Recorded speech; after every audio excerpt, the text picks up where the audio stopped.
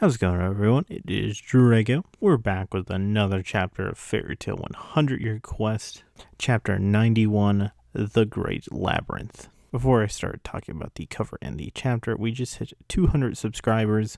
I'm going to save a bigger event for like 1,000 because I feel like that's the bigger number, but I would still like to do something for 200. So I actually haven't done one of these before, but I'm going to do a Q&A for 200 subs. So if you have any questions like what I think about certain things in Fairytale, other series in general like Marvel, My Hero Academia, DC, Star Wars, etc., or if you just want to know things like about myself, leave those in the comments below and I'm going to compile a bunch of questions. Feel free to ask multiple, and I'm going to just round up a bunch of the questions and I'll answer them. And I'll make them into a big 200 subs Q&A episode.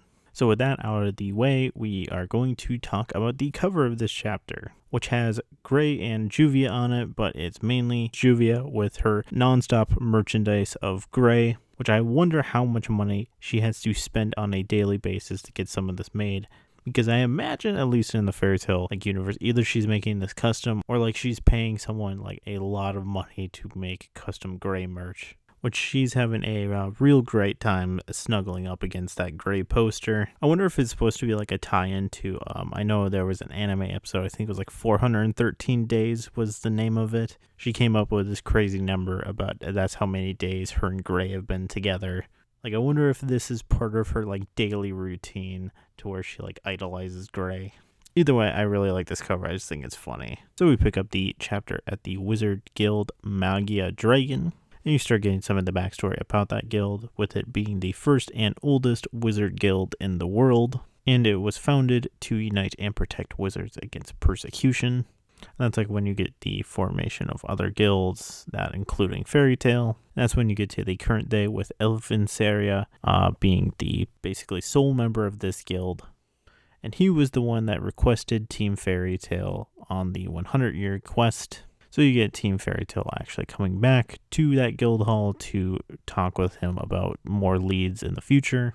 I know in the early parts of the chapters for 100-year quest, I don't remember it doing this ether nano snow thing. The ether nano is so thick there that it made little particles that look like snow just floating in the air. Which you get Urza and Gray wondering what does this dude do being the sole member of the guild? You get them greeting each other, Natsu saying, "Yo, it's been a while." And you get Elfinsaria looking at a mural of just all the different dragons, and they're all thinking something's wrong with them. Why are you just standing there and not talking to us? And the mural / tablet that he's looking at is actually a model of the 5 dragon gods. And he starts pointing out the water dragon gods, the wood dragon god. He stops right there because those are the 2 that Team Fairytale actually took care of. He's actually quite proud of Team Fairytale because for the first time in 100 years 2 of the 5 dragons have been defeated. Which I really love Smug Happy here because he's yep, you knew you could leave it to us. Which, in all actuality, they actually haven't fully beaten a dragon god yet, because the water dragon god actually ended up being a good guy, so they didn't need to kill him. And the wood dragon god took the whole effort of the Fairytale Guild to defeat, not just, Natsu and a small team. He pretty much doesn't care how they were defeated or whatnot. In all actuality of them taking on the 100-year quest, they beat 2 of the 5 dragons so far, so they've done a lot better than everyone else has. So they start having a meal together, which they must have just been talking about their problems with Silene, which all basically boils down to their problem that the samurai from the Diablos guild, Suzaku, messed up all their plans. Which, as they're talking about the samurai, he immediately finishes their sentence by saying, Suzaku, and they're oh, you know him? Which he starts being yeah, that's one of the most famous guilds. And, since this is a different continent, Lucy and everyone's I didn't even know that they were famous. Which, surprisingly enough, I actually thought Diablos was a dark guild, especially with its whole theme of eating dragons, and, its guild hall looks all spooky. But no, that gets put out the window because they are a fully fledged official guild. They're actually not a dark guild. I guess they didn't violate any laws, so they're an official guild. which Carla starts putting things together. Like, it's kind of strange, they act as a dragon hunting guild, but, there isn't that many dragons, and, their whole guild could exist to, take on the 100-year quest, which they basically just figured out that Diablos at one point actually did take on the 100-year quest, which when it took it on, it wasn't actually fully Diablos yet, and this is where you get kind of the backstory and formation of Diablos. So the guild was created in the wake of the 100-year quest. So their original guild master killed the surviving dragons, but, all of them except for the 5 dragon gods.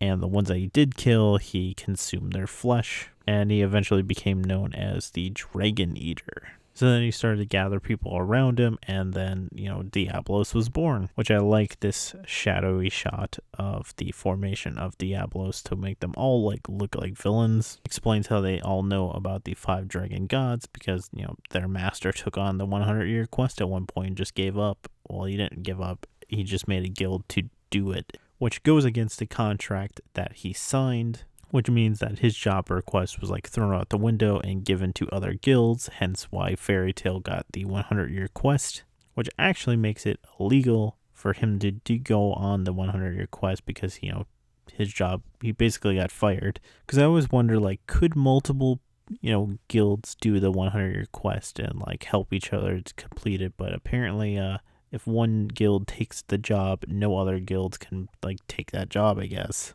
Which he goes on to say, officially the rights to this quest belong to you guys, but, the client can change their will at, any moment as long as it's, fulfilling their request. Which he states right here that, his request is to seal or kill the 5 dragon gods, and he has chosen to leave Diablos out of it, them going after Diablos for breaking the rules of their agreement. Most of the Fairytale members here get actually very upset that, he's doing this double standard, you want us to kill the 5 dragon gods or seal them. But then, Diablos broke their agreement and, you don't want us to go after them? What's this all about? Urza becomes the more calm one here, but this is what the client asked for, don't get so crazy about this. We must understand his, intentions. And, it just so happens that our goal aligns with Diablos. This is when you get scary Urza coming back again, because she's like, well, officially, as long as Diablos does nothing to us, they have the same goal as us, we won't attack them. But if they attack our guild, that is a completely different story, and we will have vengeance. Most of the time Fairytale fights another guild, they're not the one that provoked it. Someone always attacks them first, and they're always on the defensive back at them, striking back with vengeance. Which, Natsu and the others are heck yeah, let's go, Urza. Which I love Elfenser in the background here is that messes with a bunch of treaties, to not have guilds have conflict between each other. That's breaking a rule. And Urza's just I don't care, leave me alone. If they freaking attack us first, we'll kill them back. This is going back to one of the first chapters of 100-Year Quest, where this guy did this to Lucy. But you just get a very random fan service joke here with him sitting between Lucy's boobs. A little bit of a Nalu moment here of Natsu trying to pull that guy out between her boobs, but not having much success. And Lucy's just why are you doing this to me, Natsu? Just leave me alone. Watch where you're putting your hand. Finally, yeah, you guys want to fight Diablos. I'm just going to turn a blind eye to it, but, just complete what I requested of you. This is when you get the introduction of another character actually revealing that he actually hasn't been living alone, and he lives with a bird named Haikage.